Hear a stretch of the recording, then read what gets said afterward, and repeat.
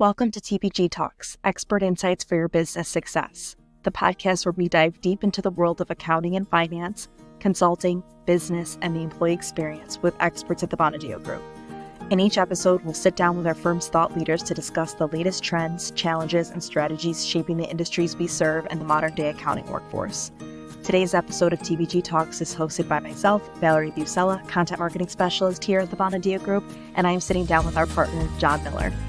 In his current role as partner within our Bonadio Strategic Advisory and Consulting Division, John works with clients within the healthcare and human services industries on a variety of advisory engagements. He focuses on providing services such as financial statement analysis, operational improvement strategies, and strategic guidance to executives and boards of directors in these sectors. John also lends his expertise to advisory and consulting projects that involve mergers, acquisitions, financial forecasting, strategic planning, and governance guidance. John is here today to discuss why proactive decision-making is more critical than ever, how scenario planning and KPIs can help organizations stay ahead, and practical steps for integrating data analytics into smarter decision-making framework. So without further ado, let's get started. Hi, John. Welcome to TBG Talks. Hi, good morning. Thank you for having me. So I know we heard a little bit about you already from our intro, but before we dive into today's discussion, could you share a little bit more about your role as partner within the Bonadio Advisory Consulting Service line? Certainly. Obviously, I'm Jonathan Miller. I am a partner in the advisory service line. I am upstate New York, born and bred, and I started at Bonadio right out of college 23 years ago. I started in what was called the healthcare and tax exempt group, and I was an auditor and an insurance partner. Mainly, I worked with hospitals, higher ed, human service, and anything that was really nonprofit. And really over the course of my career, starting about a decade ago, I started getting involved in more of the advisory and the consulting work. And then came along COVID, where there was an additional need for more consulting and advisory work. So I started doing that. And then approximately 2 years ago, I transferred my audit book of business and I started doing consulting and advisory full time. Awesome. That's really interesting.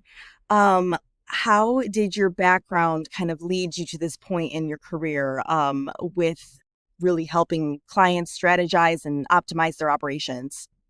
The background assisted me because from starting as an auditor, in day one, you're looking at the internal controls and you're understanding what internal controls are. And you get to see the processes, you understand the optimization, you understand where the weaknesses could be.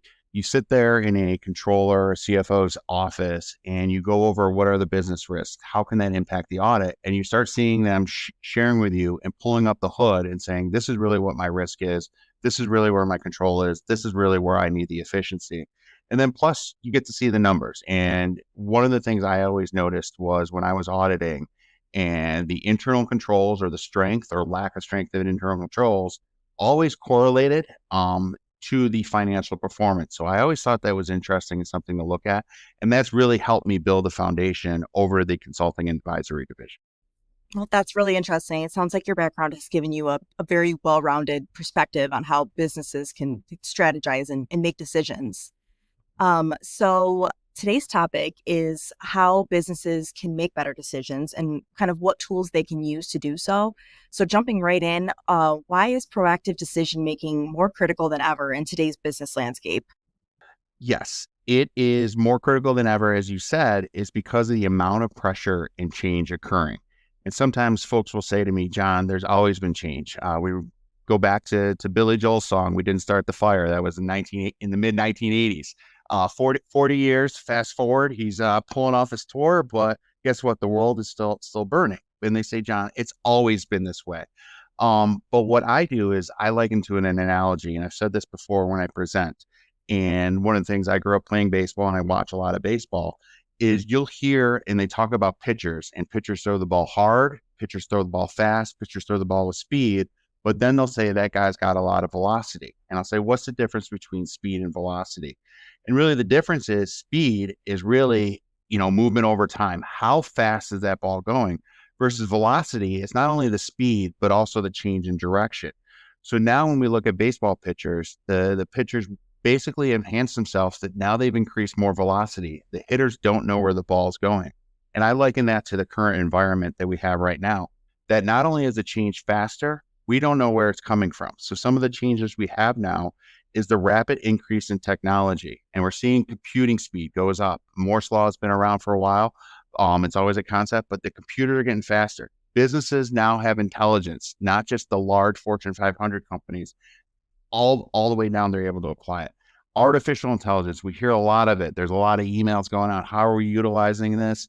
What are we doing with this? What's artificial intelligence? So we need to be doing all those things just to conduct our business to keep up. And while we're more reliant on that technology, there poses more of a risk, whether it's a cyber risk or what if that technology just goes down? Another thing we're seeing in the world right now is it's highly specialized. And what that means is things are more technical. You need different individuals to deal with something more technical as those problems come up. So our businesses are more highly specialized. The workforce, part of one of the items that happened in the pandemic is they reevaluated and they said, what's really important to us? So we're seeing folks reevaluating their priorities. Are they potentially they're working less? They're working at home. They're not part of the groups, part of the teams. Is that good or bad? I'm not here to say whether it is or isn't. But with these new business risks, we need to find a way to address all those business risks while our workforce is changing. It's more globalized world. Supply chain, technology parts, everything is interconnected. All the economies are interconnected as well. And we'll talk a little bit how that kind of ties in some examples later. Then also, what's really occurred over the last probably decade is more of a social conscience.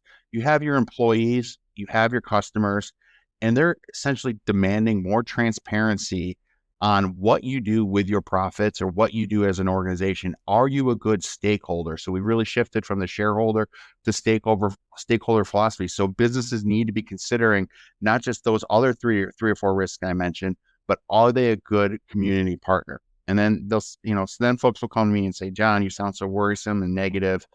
Why are you just poo-pooing everything? And I say, here's the reality. If you really kind of take the 4 or 5 things that I just mentioned and you say, how are we going to address these? How are we going to plan for them? You're developing a secret sauce that's going to allow you to differentiate.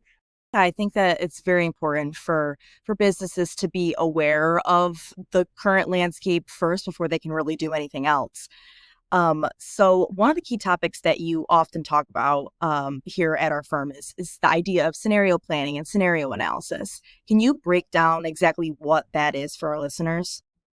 Yes, I will try to do my best in a concise answer, but one of the things that I've learned through my career is what businesses love, or really any individual loves, is certainty. But based on what I just laid out, the only thing that is certain is uncertainty. Let's look at just what's been happening at the federal government level. And I'm trying to be agnostic, but the reality is there's a lot of changes and a lot of disruptions going on. I've had clients have their funding delayed, whether it was 1 day or 1 week. It's impacting their cash flow and their ability to cut payroll. One of the articles I read is a large metropolitan city has a significant amount of federal workers. And that city was tagged to say, we're looking to reduce the workforce of your federal workers in this large Midwestern city by 10%. And what they said is that's 2,000 jobs. That's the equivalent of really an auto manufacturer closing down their factory. And what the city said was, well, each one of these jobs, federal jobs, equates to one more private sector job. And as someone who lived in, as I said, upstate New York, in Rochester, New York, I lived through the manufacturing downsides. So what you can do with the scenario planning is basically what you can do is you can plan, you can start saying, let's plan for this.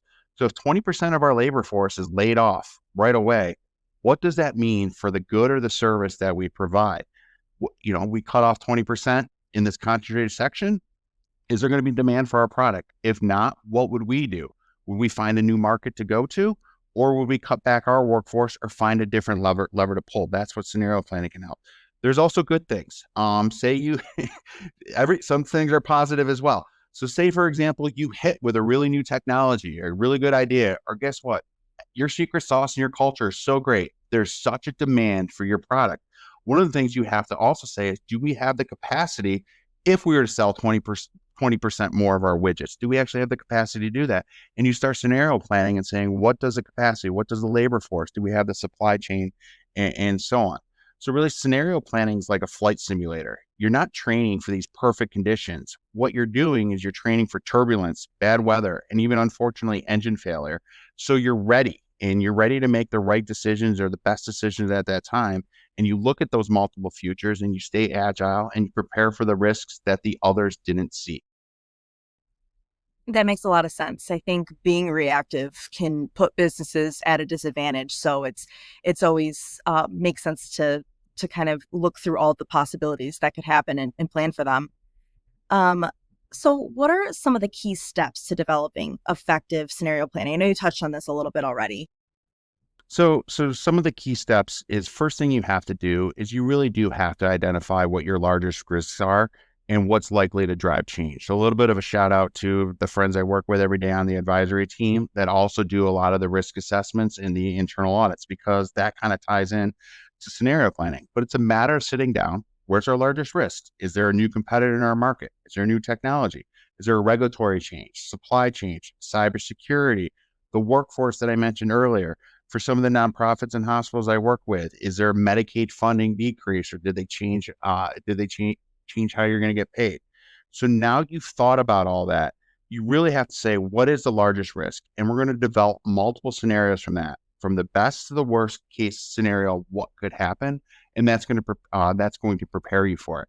And it's not saying I just went through 7 or 8 things. It's not saying everything is red in the large risk. It's saying what of those things I just mentioned or what relates to your business is the largest risk, and how do you plan for that? You don't have a crystal ball. You can't see everything, and you have to be within reason.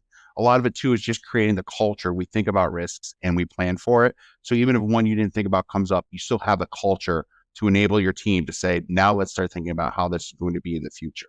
I think that's a really helpful breakdown. Yep. And one of the things I would add to it is often my clients or some of my friends within the community will say, John, we don't have a FP&A function. We don't have these types of resources. We're just a $20 million construction company, or we're just a $10 million nonprofit. We're not a Fortune 500 company. We're not a $1 billion hospital that you go in and you see these things. And we don't really have the time to build these models. I got to run my business. And what I would say to them is say, yeah, I get it. But at least, as I just said, ingrain in your culture, spend 2 to 3 hours and just think about what's the worst thing that could happen to you and what's the most likely. Just jot it down. Just jot it down, think about it, and maybe work with your accounting. Spend 10 to 15 hours, build it out, 2 days to build it out. And it's just going to prepare you now. So a little bit of planning now is going to save you for some scrambling later on. Yeah, absolutely. I think sometimes just thinking through it and getting it on paper is half the battle. So many businesses struggle with aligning daily operations with long-term strategy. What are some of the common pitfalls that you see, and how can they be avoided? And again, I'm a little bit here of preaching to the choir. Sometimes I think about myself personally and say, am I where my long-term goals are? Do I do something on a daily basis? So when I preach, these are things that go through my head as I drive the 25 minutes in and 25 minutes back home. But you're absolutely correct. Businesses struggle with integrating the strategy into the daily operations. Everybody likes to talk strategy. It's something that's exciting. Sometimes you bring in a planner, you'll have these maps, you'll have these laminated things, all these colors, and they're like, yeah, here's a consultant. We went off site, we had a retreat, we feel great about it. It's fun. The adrenaline is rushing. That's really, people get so excited about the strategy, but then you go, okay, now everyone leaves and you're no longer off site. You're no longer having the really nice cookies in the afternoon break and the cocktails. Now you're stuck and you say, okay, now we actually have to do this. The hardest part about integrating that strategy is taking the people that weren't in that room to hear the strategy, that didn't have the adrenaline rush, and you need to convince them that this is what's best for them. You need to convince people, and it's part of human nature, that change is hard. It's hard for businesses, it's hard for people, that this is actually good for them. You have to ensure that they understand what the best practices are, what the checklist, why these are risks, why you're implementing the strategy, and how that's going to benefit them into the future. Awesome. Another kind of tool that you've mentioned before is key performance indicators. So they're a tool for building a framework for smarter decision making. why are KPIs so important, and how should businesses determine the right KPIs to track their success? Yes, certainly a loaded question. So Yes. KPIs, and they're like, "Yep, John, you're the bean counter. Come up with a bunch of things in the ivory tower of accounting, and just tell us what the ratios are, and just go from there." And I think this ties into the question you just asked too about how do you integrate it. And one is you need to convince folks, but two is you actually need to have a way to track that you actually convince them and they're adhering to it. And one of the things is you have to get them to think about why they care. Why should Mike on the loading dock care about what the KPIs are, what the financial performance is, and you need to bring it down to their level. So does Mike really care about what inventory turnover is like his manager does? He probably doesn't care about that. Well, hopefully maybe what Mike cares about is he doesn't want to throw out his back that day. So Mike's boss is focused. What Mike's boss is focused on is inventory turnover because that relates to cash. So Mike's boss says, okay, how can I get inventory turnover? He's going to look at safety and he's going to say, I'm going to have a KPI that relates to a metric of injuries because you know what, that's important to Mike. So he says, Mike, if I can get you to implement and safer strategies, you don't throw out your back. There is a correlation, and I see this whether it's in manufacturing, I see this whether it's in construction, whether it's in hospitals or any type, the higher quality, the focus on safety, you can see those correlations go all the way up to the operating metrics. So those are some ways that you can use these KPIs and you can say, this is why you should care as long as you put them to the right level. So one of them is important, as we've talked about, to choose those right KPIs. You can't go to Mike on the loading dock and say, you need to improve inventory turnover. But what you can do is you can go back to Mike and say, what we really need to do is we really need to improve the safety of this workplace for all of us. That's great. I think that example really clarifies things. What are some of the biggest challenges that organizations face when trying to integrate scenario planning and KPIs and other tools into their strategy? Some of the challenges they face is exactly what I was just talking about, related to getting everybody to buy in and say the what's in it for me. Right, right. Again, yep. Again, I always go create it like a triangle. Make sure they're always create those KPIs like I just mentioned, like a triangle. But one of the things too is part of the integration. And again, I'm preaching to the choir. We just did a strategic plan. We have KPIs. I'm responsible for certain numbers, key performance indicators that the individual, my service line leader, Tim Ball, is not responsible for, but he's responsible to different KPI, and you can go all the way up. But when I work with the team underneath me, I do go back to those metrics and I try to explain to them how the metrics that I'm asking of them and I'm asking of myself relates to our greater purpose at the Bonadeo Group, which is essentially to help our clients grow, help our communities, and also provide them opportunity. And we do that through the KPIs. So I always go back to them and explain to them the why we're doing this, why I need you to do something today. This is what the end is going to look like. It's not just about our firm hitting some revenue number. It's more about the community. It's more about providing your own growth. And it's also helping our clients grow, which in turn helps all those other things as well. And always explain the triangle. And again, I think that's where the integration is. It's just communicating the why. Awesome. That makes a lot of sense. For organizations that are really just getting started into strategizing and implementing these tools, what are some like very practical kind of nitty-gritty first steps that they can take? I kind of touched on it a little bit earlier. It's been 2 to 3 hours, but nitty gritty, and you must also just heard me say this in the previous response. What is most important to you? What is your purpose? What is your vision? And they could say, well, how do you relate that to a KPI? And you could say, you can. If you just sit down and think about your vision, where you want to go, and find out what is most important to you. I think you heard a little bit earlier on when I talked about the baseball reference. I grew up maybe a numbers geek, an accounting geek. I love looking at stuff. Love looking at numbers. I grew up looking at the back of baseball cards and reading box scores. And I look at it and say, what number is most important? And we get all these analytics coming into baseball now and saying all these things. I still look at what team scored the most runs is the team that won the most games. And I think that's the same thing to say to a business that's starting off. What's going to help you win? You can sit there and think about it for 2 to 3 hours. You don't have to go off site, have a retreat, bring in a consultant. You ultimately know on your way home from work, you can that can go through your head, and you figure out what's the most important metric to you, and how can you implement that? How can you track that? And then you start to triangulate down through the rest of your organization. Um, and kind of wrapping up for today, what role does data analytics play in strengthening an organization's decision-making framework?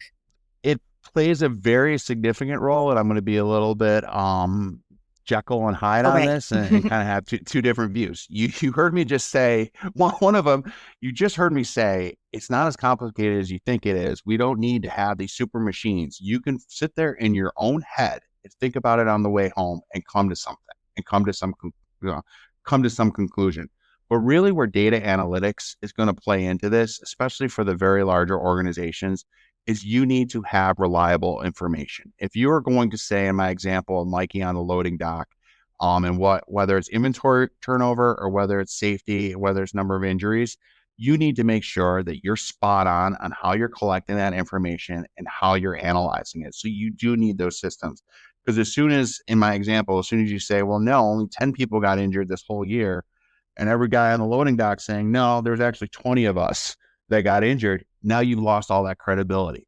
So you need those really to match up. You need the data analytics. The larger your organization is, the more computing speed you need, the more you need people thinking about it, looking at it. And one of the things too is I see a lot is a lot of my clients are getting into this, and they're like, look at all this stuff I can run, and now I'm going to take it over to a Power BI, and now I'm going to visualize it.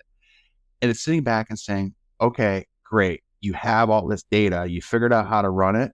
But is that any of that giving you any information? So data analytics is huge, but it's really taking the data and turning it into information. And that's what's going to play a critical role in helping your organization and company differentiate itself and win in the future. Great. That makes a lot of sense. I think these are all really important considerations for businesses to be aware of. Last but not least, we like to ask all of our guests if they have any podcasts or book recommendations. So kind of switching gears here, it can be related to scenario planning, data analytics, decision making, but it definitely does not need to be. It can be about anything. Yes, this is going to be the most difficult question that you've asked. There's a little bit of me. I would consider myself an early adopter of podcasts. So I've listened to a lot and continue to listen to them. I mainly, as you heard earlier, deal with the healthcare space. So I listen to a lot of healthcare podcasts, whether it's the HFMA or Health Affairs. But when I'm not listening to something that relates to work, my other true passion is college football. So I listen to a podcast called The Solid Verbal. It keeps me going. And one of the first podcasts I ever listened to was More Stories with Jay Moore. And he finally came back, and me and my friends were all texting each other about like, oh my gosh, it's back. I forgot how funny he was after taking a 4-year hiatus. And then we're back kind of quoting some of the stuff he does. And the books, I knew you were going to ask that as well. What do I read? My mother would tell everyone that I could never trust John to read a novel, but he would always read a short story or an essay. So I read a lot of like blog posts. Some of them actually relate to strategy. As well, I follow this gentleman named Roger Martin, who has a completely different view of strategy. Do I like it all? But it allows me to differentiate myself. And then also, one of the things my wife said to me, about 10 years ago is you don't have any hobbies. And she really forced me to concentrate and get better on golfing. So I recently have just read a golf book called The Inner Game of Golf. And that actually didn't help my golf game as much as it actually helped me in terms of dealing with what I work on a daily basis. Oh, wow. Because the first really 50 pages was really about developing self-awareness and gaining confidence and not telling yourself you can't do something. So I've often done that at work. It's called the Inner Game of Golf. There's many different versions of it. I would as I said, it really taught a lot about self-awareness. It's something I can take to my own daughters and sometimes try to explain to them is don't defeat yourself before you even ever try it, and just gives yourself a little bit of confidence. Well, it gives yourself, hey, this is what I am and not capable of doing. Oh, that's awesome. It sounds like it had some very unintended positive effects. Yes, it did. It did. Awesome. Well, thank you so much for sharing. For our listeners, we'll be linking John's recommendations in the episode description on our website and on our Spotify. And that is all we have for today's episode. So thank you so much for joining us, John. Yep. Thank you very much for having me. It was a real pleasure. That wraps up our interview with John Miller. We hope you found this episode insightful and informative. Be sure to subscribe to our podcast for more episodes featuring our thought leaders. If you're interested in checking out John's book and podcast recommendations, they have been linked on our Spotify as well as the TBG Talks page of our website. Thanks for listening, and we'll see you next time.